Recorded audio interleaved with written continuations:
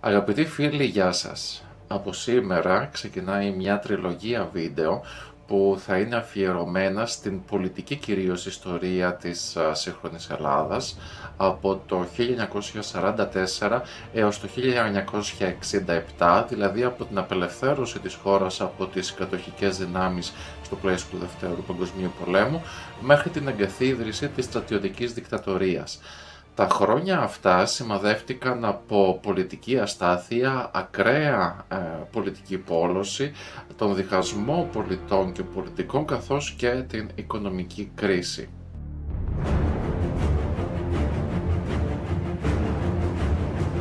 Τον Οκτώβριο του 1944, όταν οι κατοχικές δυνάμεις αποχώρησαν από την Αθήνα, την πρωθυπουργία της χώρας ανέλαβε ο Γιώργος Παπανδρέου μετά από πολλές πολιτικές ζυμώσεις.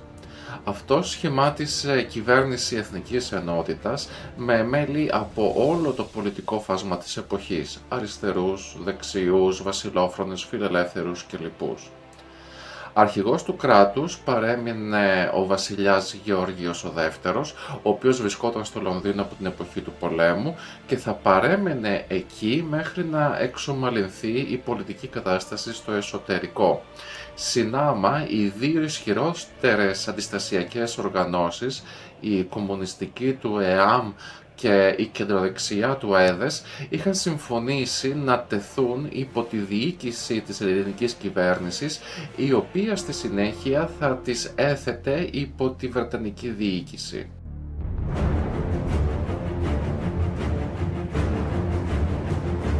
Αυτή η πρώτη μεταπολεμική κυβέρνηση, η κυβέρνηση Εθνικής Ενότητας του Γεωργίου Παπανδρέου, επιβίωσε μόνο 2 μήνες.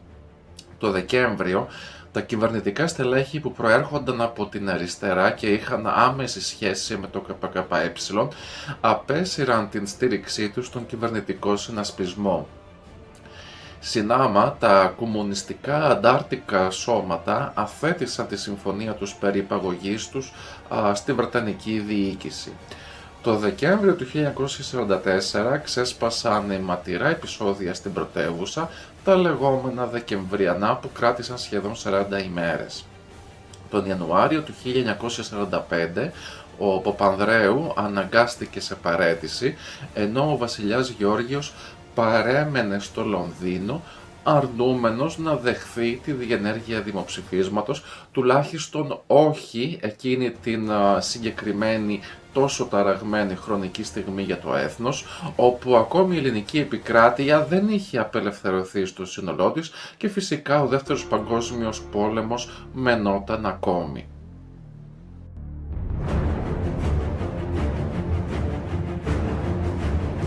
Οι Βρετανοί, θέλοντας να εκτονώσουν την κρίση, όρισαν τον Αρχιεπίσκοπο Αθηνών και Πάσης Ελλάδος Δαμασκηνό στο αξίωμα του αντιβασιλέα.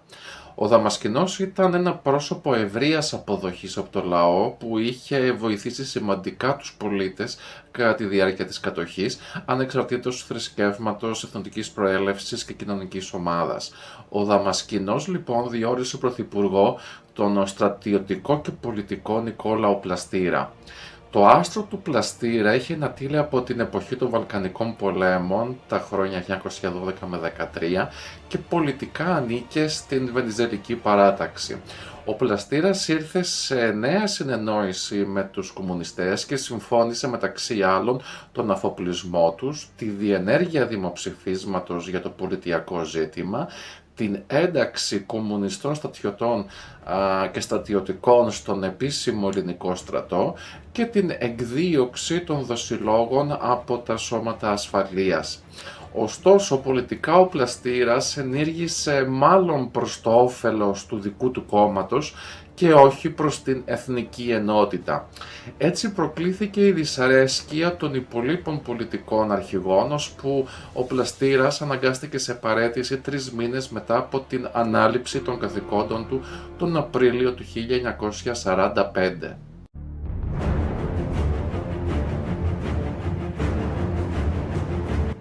Μετά από την παραίτηση του Πλαστήρα, ορίστηκε η υπηρεσιακή κυβέρνηση με πρωθυπουργό τον αρχηγό του στόλου και μετριοπαθή Βενιζελικό, τον αντινάβαρχο Πέτρο Βούλγαρη.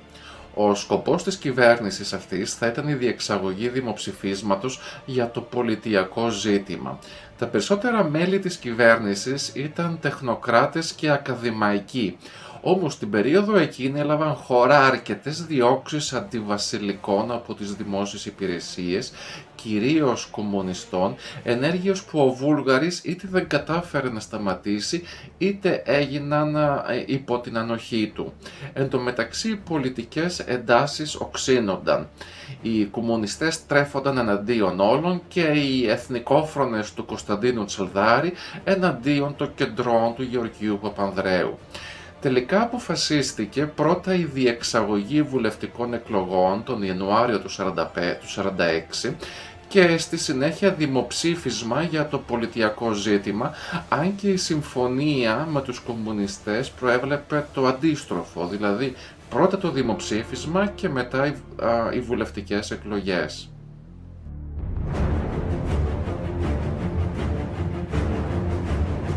Μετά την προκήρυξη των εκλογών, ο υπηρεσιακός πρωθυπουργός Βούλγαρης παραιτήθηκε, αλλά κανείς δεν αναλάμβανε την πρωθυπουργία σε αυτό το τεταμένο κλίμα. Έτσι ο αντιβασιλέας Δαμασκηνός αναγκάστηκε να αναλάβει την ηγεσία της χώρας. Αυτός παρέμεινε στη θέση αυτή για τις επόμενες 2 εβδομάδες, ώσπου όρισε νέο πρωθυπουργό τον Παναγιώτη Κανελόπουλο. Ο Κανελόπουλος ήταν μια σπουδαία μορφή της σύγχρονης ιστορίας των γραμμάτων και της πολιτικής. Είχε ιδρύσει το δικό του κόμμα ήδη από το 1935 και στόχος του ήταν η συμφιλίωση αντιβενιζελικών και βενιζελικών.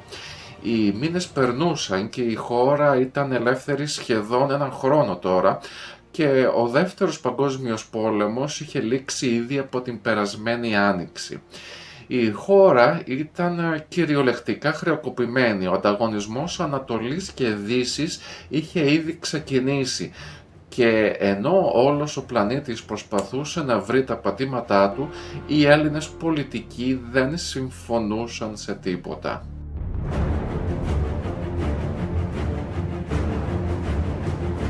Η Μεγάλη Βρετανία ως ηγέτιδα δυτικοευρωπαϊκή δύναμη αποφάσισε να αναλάβει δράση. Η Ελλάδα έπρεπε να ενισχυθεί οικονομικά και στρατιωτικά, αλλά αυτό δεν θα γινόταν εάν δεν επικρατούσε πολιτική σταθερότητα. Οι ξένοι γνώριζαν πολύ καλά πως εάν αυτοί ενίσχυαν τους Έλληνες άνευ προϋποθέσεων, οι ενισχύσεις αυτές, χρήμα και όπλα, θα χρησιμοποιούνταν για τον αλληλοσκοτωμό των Ελλήνων, όπως είχε ήδη αυτό διαφανεί από την περίοδο της κατοχής με τις αντάρτικες οργανώσεις. Έτσι οι Βρετανοί διεμήνυσαν τους όρους τους στους Έλληνες πολιτικούς αρχηγούς για να χορηγήσουν στη χώρα οικονομικοτεχνική βοήθεια. Επιγραμματικά αυτοί οι όροι ήταν η αναβολή του δημοψηφίσματος για τον Μάρτιο του 1948 και η συγκρότηση κυβέρνησης συνασπισμού. Οι εθνικόφρονες με ηγέτη τον Τσαλδάρη αρνήθηκαν να συμμετάσχουν στη συγκρότηση κυβέρνησης συνασπισμού, ενώ οι κομμουνιστές θα τη στήριζαν. Οι υπόλοιποι πολιτικοί αρχηγοί συμφώνησαν και νέος πρωθυπουργός ορίστηκε ο γυρεότερος εξ αυτών, ο Θεμιστοκλής ο Φούλης.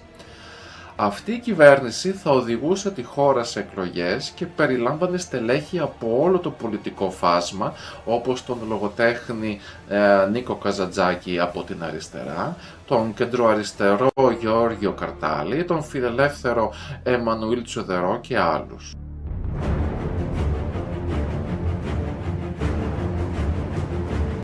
Εν τω μεταξύ η κατάσταση αγρίευε ιδίως στην περιφέρεια. Αρκετοί χωροφύλακες που είχαν συνεργαστεί με το κατοχικό καθεστώς ενέτειναν τις διώξεις τους σε βάρος των κομμουνιστών με εφαλτήριο τον πολιτικό φανατισμό τους ή την αντεκδίκηση για τα δεινά που είχαν υποστεί δικοί τους άνθρωποι από αριστερούς αντάρτες στα χρόνια της κατοχής. Στον αντίποδα, πολλοί κομμουνιστές για να γλιτώσουν από τις διώξεις κατέφυγαν στα βουνά, όπου ήδη δρούσαν ένοπλες συμμορίες. Συνάμα, πολλοί ανέβηκαν στα βουνά για να συνεχίσουν την παράνομη δράση τους. Η όξυνση των πνευμάτων ήταν τόσο μεγάλη που οι πολιτικοί ηγέτες συνειδητοποίησαν ότι η επερχόμενη εκλογική διαδικασία δεν θα ήταν αδιάβλητη. Έτσι αυτοί ζήτησαν την αναβολή των εκλογών για λίγες εβδομάδες. Οι Βρετανοί όμως και οι Αμερικανοί ήταν ανένδοτοι. Οι εκλογές ή θα γίνονταν όπως είχε προγραμματιστεί ή η Ελλάδα δεν θα λάμβανε χρηματική βοήθεια. Το Φεβρουάριο του 1945, το Κομμουνιστικό Κόμμα Ελλάδος ανακοίνωσε την αποχή του από τις επερχόμενες εκλογές και έθεσε απροκάλυπτα το σοβαρό ενδεχόμενο ένοπλης σύγκρουσης. Στις αρχές του Μαρτίου, τα κεντρώα κόμματα απέσυραν την υποστήριξή τους από τον κυβερνητικό συνασπισμό, οπότε και τυπικά η χώρα όδευε ακυβέρνητη στις εκλογές. Το βράδυ προς το ξημέρωμα των εκλογών, τη νύχτα δηλαδή της 30ης Μαρτίου προς την 31η Μαρτίου, μία συμμορία κομμουνιστών επιτέθηκε στο σταθμό της χωροφυλακής στο Λιτόχωρο και σκότωσε 12 ανθρώπους. Αυτή θεωρείται και η στιγμή έναρξης της τρίτης και πιο σκληρής φάσης της εμφύλιας διαμάχης. Η πρώτη φάση ήταν την περίοδο της κατοχής με τις ενδοανταρκτικές συγκρούσεις και η δεύτερη φάση ήταν τα Δεκεμβριανά.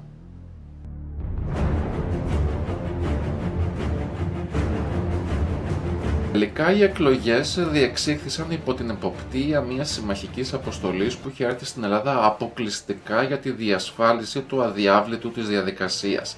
Αυτή ήταν η πρώτη εκλογική διαδικασία στην μεταπολεμική Ελλάδα και η πρώτη μετά από 10 χρόνια, αφού εκλογές είχαν διενεργηθούν από την εποχή της δικτατορίας του Μεταξά το 1936. Η νοθεία των εκλογών αυτών υπολογίζεται γύρω στο 2%, ένα ποσοστό ανεκτό εάν κανείς συνεκτιμήσει το ακραίο κλίμα της εποχής, καθώς και το ότι οι εκλογικοί κατάλογοι είχαν να ενημερωθούν μία δεκαετία. Η αποχή εκτιμάται γύρω στο 15%. Πρώτο κόμμα ήρθε αυτό των Εθνικοφρόνων του Τσαλδάρη με ποσοστό 55,12%. Δεύτερος ήρθε ο συνασπισμός των κεντρώων του Σοφοκλή Βενιζέλου, γιος του Ελευθερίου Βενιζέλου, του Γεωργίου Παπανδρέου και του Κανελόπουλου με ποσοστό 19,28%.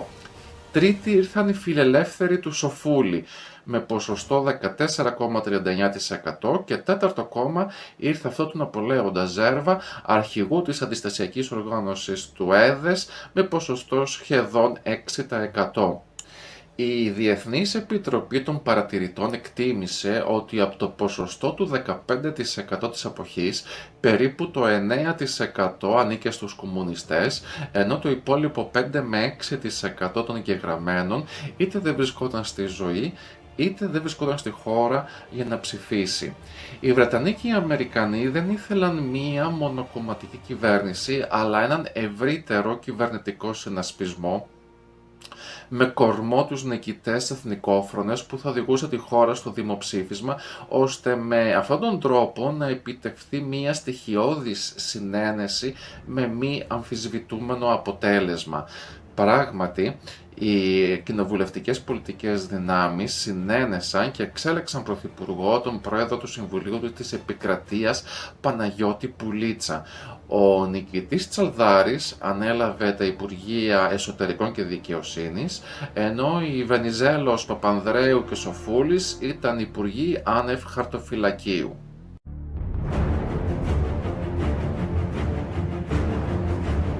Οι τιμένοι των εκλογών, δηλαδή οι κεντρώοι, έθεσαν ως όρο για να συμμετάσχουν στην κυβέρνηση συνασπισμού την καθυστέρηση της διεξαγωγής του δημοψηφίσματος. Ο όρος αυτός έγινε αποδεκτός από τους νικητές εθνικόφρονες. Το σκεπτικό των κεντρών ήταν πως εάν το δημοψήφισμα γινόταν άμεσα με τους εθνικόφρονες στη διακυβέρνηση της χώρας, τότε θα ήταν σχεδόν σίγουρη η επάνωδος του βασιλιά Γεωργίου στη χώρα. Εάν όμως το δημοψήφισμα καθυστερούσε, σύμφωνα πάντα με το σκεπτικό των κεντρών, στο μεσοδιάστημα, ίσως τα οξυμένα πνεύματα να καταλάγιαζαν και το αποτέλεσμα του δημοψηφίσματος να μην ευνοούσε την επιστροφή του βασιλιά. Τελικά μετά από 12 ημέρες οι κεντρώοι αποχώρησαν από τον κυβερνητικό συνασπισμό με αφορμή τη διαφωνία ως προς τον καθορισμό της ημερομηνίας του δημοψηφίσματος. Έτσι δημιουργήθηκε μονοκομματική κυβέρνηση της νικήτριας πλειοψηφίας των εθνικοφρόνων με πρωθυπουργό τον Τσαλδάρη. Όπως ήταν αναμενόμενο, οι διώξεις εναντίον των κομμουνιστών εντάθηκαν. Παράλληλα και οι κομμουνιστές είχαν προβεί σε έκτροπα σε βάρος των κατοίκων, κυρίως της υπαίθρου.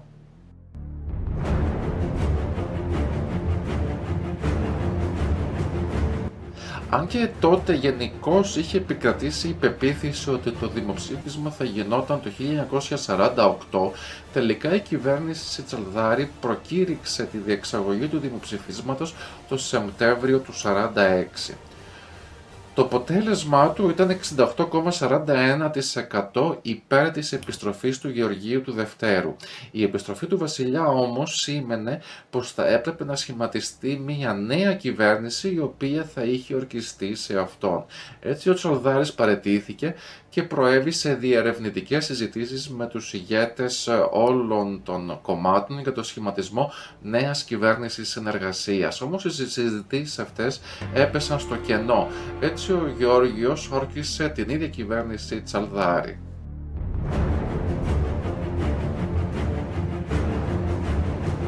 Το Δεκέμβριο του 1946 το ΚΚΕ ανακοίνωσε και επισήμως την ίδρυση του Δημοκρατικού Στρατού Ελλάδας, δηλαδή τον στρατιωτικό του βραχίωνα που αποτελούνταν κυρίως από αντάρτες με επικεφαλής τον Μάρκο Βαφιάδη. Εν τω μεταξύ Μεγάλη Βρετανία ανακοίνωσε με τη σειρά της ότι δεν μπορούσε πλέον να προσφέρει οικονομική βοήθεια στην Ελλάδα. Έτσι η Αθήνα στράφηκε στην Ουάσιγκτον. Οι Ηνωμένες Πολιτείες συμφώνησαν να βοηθήσουν την Ελλάδα υπό τον όρο όμως να σχηματιστεί κυβέρνηση συνασπισμού στην Αθήνα. Υπό αυτές τις συνθήκες οι Έλληνες πολιτικοί αναγκάστηκαν να ομονοήσουν και στις αρχές του 1947 σχηματίστηκε νέα κυβέρνηση με πρωθυπουργό τον τραπεζίτη Δημήτριο Μάξιμο.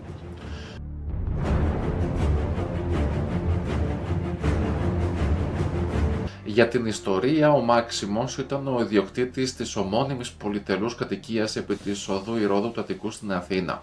Το 1952 το ελληνικό κράτος πρότεινε στον Μάξιμο να αγοράσει την οικία του ώστε να την μετατρέψει σε πρωθυπουργικό γραφείο και πρωθυπουργική κατοικία. Το ελληνικό κράτος εκτίμησε την αξία του ακινήτου σε 11 εκατομμύρια δραχμές τότε, ποσό περίπου 3,9 εκατομμυρίων ευρώ σήμερα. Ωστόσο ο Μάξιμος πώλησε το ακίνητό του στη μισή αξία από την προτινόμενη, δωρίζοντας συνάμα στο ελληνικό κράτος όλον τον κινητό εξοπλισμό του Μεγάρου, έπιπλα, πίνακες, χρηστικά είδη και όλα τα σχετικά. Έκτοτε το Μέγαρο Μαξίμου αποτελεί το γραφείο και την οικία του εκάστοτε Έλληνα Πρωθυπουργού, όπου υποδέχεται και τους επίσημους καλεσμένους του. Στη σύγχρονη εποχή όμως οι περισσότεροι πρωθυπουργοί χρησιμοποιούν το Μέγαρο Μαξίμου μόνο ως χώρο εργασίας και όχι ως κατοικία.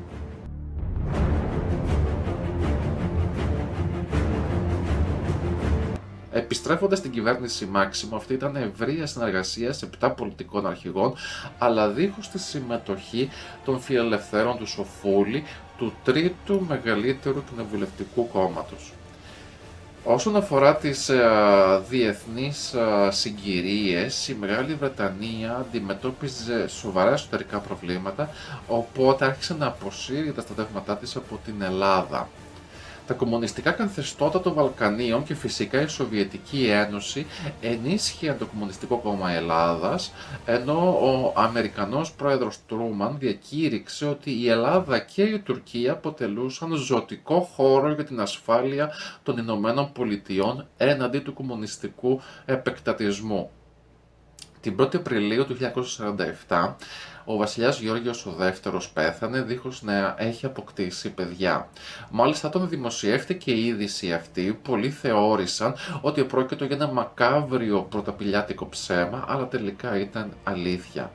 Έτσι στον ελληνικό θρόνο ανήλθε ο αδελφός του Παύλος, Το καλοκαίρι υπογράφηκε η Ελληνοαμερικανική Συμφωνία, σύμφωνα με την οποία οι Ηνωμένες Πολιτείες θα χορηγούσαν στην Ελλάδα 300 εκατομμύρια δολάρια, ποσό ίσο περίπου με 4,1 δισεκατομμύρια ευρώ σήμερα. Σχεδόν τα μισά χρήματα από το ποσό αυτό θα χρησιμοποιούνταν για εξοπλισμούς, ενώ τα υπόλοιπα για τη δημιουργία υποδομών. Ένας από τους βασικούς όρους της συμφωνίας αυτής ήταν η διαχείριση των χρημάτων αυτών να ανατεθεί σε Αμερικανούς, διότι πιστευόταν ότι οι Έλληνες πολιτικοί θα κακοδιαχειριζόντουσαν τα χρήματα αυτά. Αυτός ο όρος αφενός είχε θετικό αποτέλεσμα, αφετέρου όμως έθετε ουσιαστικά τη χώρα υπό την Οικονομική Επιτροπή των Ηνωμένων Πολιτειών. Συνάμα οι πολιτικοί αρχηγοί Παπανδρέου, Κανελόπουλος και Βενιζέλος ζήτησαν την επαναφορά τους στα Υπουργεία Στρατιωτικών και Δημόσιας Τάξεως, αίτημα που δεν έκανε δεκτό ο τότε Πρωθυπουργός Μάξιμος. Έτσι ο κυβερνητικός συνασπισμός κατέρρευσε και σχηματίστηκε εκ νέου μονοκομματική κυβέρνηση των εθνικοφρόνων. Φυσικά δεν ήταν καθόλου τυχαία η χρονική συγκυρία που οι μειοψηφούντες κοινοβουλευτικά ηγέτες έφυγαν από τον κυβερνητικό σχηματισμό. Όλα αυτά τα κρίσιμα υπουργεία που είχαν επομιστεί την εξάλειψη του κομμουνιστικού κινδύνου θα αναδιαρθρώνονταν χάρη στην αμερικανική βοήθεια, αλλά ουσιαστικά οι Έλληνες πολιτικοί επικεφαλείς τους δεν θα είχαν άμεσο ρόλο σε αυτή τη μεταρρύθμιση. Πρακτικά δεν θα είχαν την άμεση διαχείριση του Ταμείου για τις επερχόμενες μεταρρυθμίσεις. Στη συνέχεια λοιπόν σχηματίστηκε και πάλι μονοκομματική κυβέρνηση με πρωθυπουργό τον Τσαλαδάρη, η οποία όμως είχε την κοινοβουλευτική στήριξη του Ζέρβα.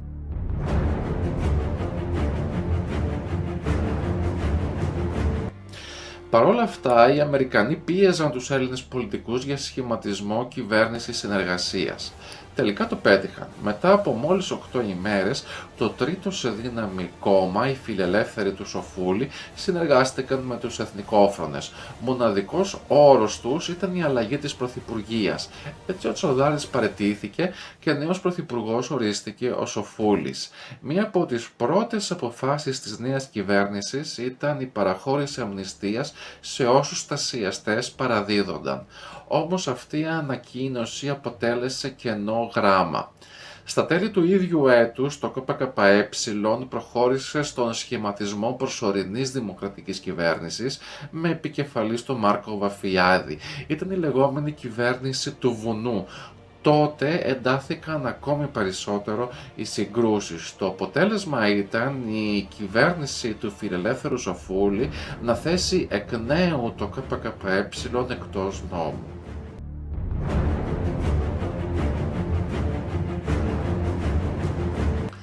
Εκείνη τη χρονική περίοδο οι φιλελεύθεροι ήταν χωρισμένοι σε δύο παρατάξεις. Η μία, με επικεφαλής τον Θεμιστοκλή Σοφούλη, είχε κατέβει στις εκλογές ως ανεξάρτητο κόμμα, κερδίζοντας την τρίτη θέση. Η άλλη ομάδα του φιλελευθέρων, με επικεφαλής τον Σοφοκλή Βενιζέλο, είχε συνεργαστεί με τον κεντρό Γιώργο Παπανδρέου και τον Κανελόπουλο, κερδίζοντας ο συνασπισμός τους τη δεύτερη θέση στις εκλογές. Στα τέλη του 1948 λοιπόν, πολλοί βουλευτές του Σοφούλη αμφισβήτησαν τον αρχηγό τους, δείχνοντας τάσεις υποστήριξης προς τον συνασπισμό του Βενιζέλου. Έτσι η συγκυβέρνηση Σοφούλη-Τσαλαδάρη διαλύθηκε, αλλά σχηματίστηκε εκ νέου συνεργασία των δύο παραπάνω, κερδίζοντας οριακή στήριξη από τη Βουλή.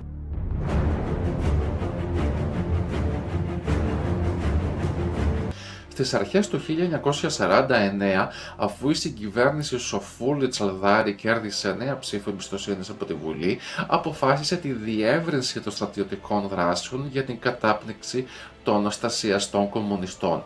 Επικεφαλής αυτών των στρατιωτικών δυνάμεων ορίστηκε ο αυλάρχης του παλατιού Αλέξανδρος Παπάγος.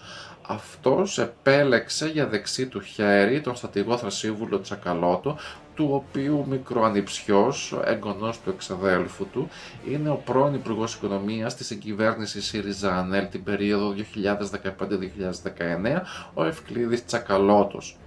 Το αξιοσημείωτο είναι ότι οι περισσότεροι πολιτικοί επικεφαλείς των κρίσιμων υπουργείων για την εθνική ασφάλεια δεν ήταν εθνικόφρονες. Για παράδειγμα, το Υπουργείο Στρατιωτικών ανέλαβε ο ματριοπαθής Κανελόπουλος, το Δικαιοσύνης ο φιλελεύθερος Γεώργιος Μελάς, το Δημοσίας Τάξεως ο επίσης φιλελεύθερος Κωνσταντίνος Ρένδης και άλλοι. Έτσι, οι κυβερνητικές επιχειρήσεις εκαθαρίσεων των στασιαστών κομμουνιστών ξεκίνησαν από την Πελοπόννησο, συνεχίστηκαν στη στερεά Ελλάδα και ολοκληρώθηκαν στη Θεσσαλία.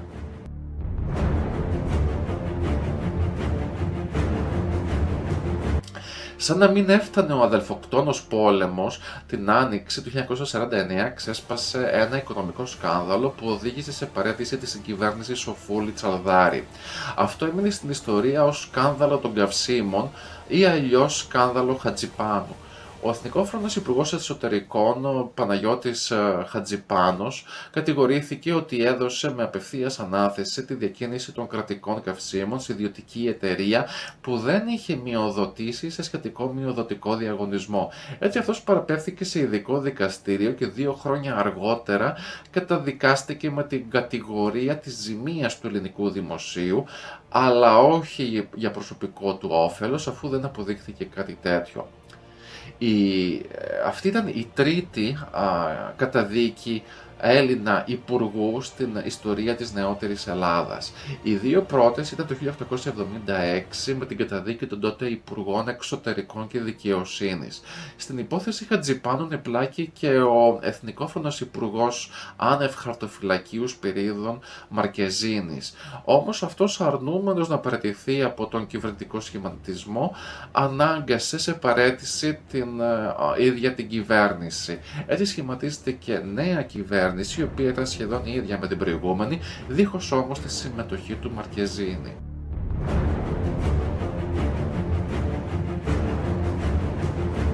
Έως το καλοκαίρι του 1949 τα κυβερνητικά στρατεύματα είχαν καθαρίσει την επικράτεια από τις συμμορίες των κομμουνιστών, περιορίζοντάς τες στην οροσειρά του Γράμμου και το Βίτσι.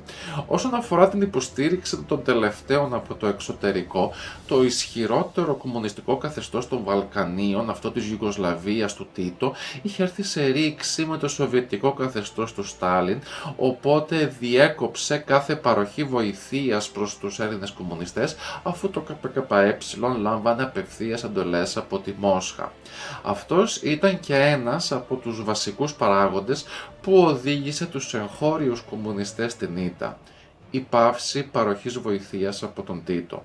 Στις 24 Ιουνίου του 1949, και ενώ ο πρωθυπουργός ο Φούλης μετέβαινε στο αεροδρόμιο για να υποδεχθεί την βασίλισσα Φρυδερίκη, υπέστη καρδιακή προσβολή και πέθανε. Ακολούθως ξεκίνησε ένας νέος κύκλος πολιτικών επαφών για τον σχηματισμό νέας κυβέρνησης. Οι φιλελεύθεροι βουλευτές του Σοφούλη ενώθηκαν με τους επίσης φιλελεύθερους του Σοφοκλή Βενιζέλου, οπότε ο τελευταίος συμφώνησε με τον εθνικόφρονα Τσαλδάρη για τον σχηματισμό κυβέρνησης. Κατόπιν πιέσεων από τους Αμερικανούς, ο Τσαλδάρης αναγκάστηκε να συνενέσει στην πρωθυπουργοποίηση του αντιπροέδρου της κυβέρνησης, του φιλελεύθερου Αλέξανδρου Διομήδη. Για την ιστορία, ο Αλέξανδρος Διομήδης ήταν τραπεζίτης, ζουγός της ομώνυμης μεγαλοαστικής οικογένειας με καταγωγή από τις Πέτσες, φιλελεύθερος πολιτικά και βενιζελικός και γνωστός στο ευρύ κοινό για το κληροδότημά του στο Πανεπιστήμιο Αθηνών του μεγάλου βοτανικού κήπου στο Δαφνί, που φέρει το όνομά του, Βοτανικός κήπος Ιουλίας και Αλέξανδρου Διομήδους. Επιπλέον, αρκετά χρόνια μετά από τον θάνατό του, στην οικία του επί της οδού Ριγίλης στεγάστηκαν τα γραφεία της Νέας Δημοκρατίας από την ίδρυσή της το 1975 έως το 2011.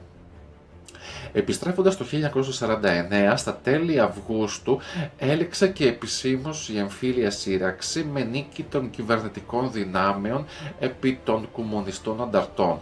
Ο επικεφαλής του ΚΚΕ, Νίκος Ζαχαριάδης, βλέποντας το μάτιο του αγώνα, διέταξε την υποχώρηση των στρατιωτών του προς το έδαφος της κομμουνιστικής Αλβανίας του Ενβέρ Χότζα.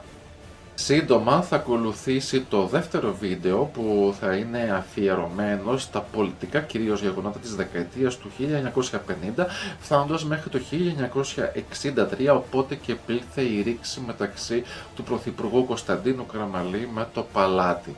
Σας ευχαριστώ για την παρακολούθηση.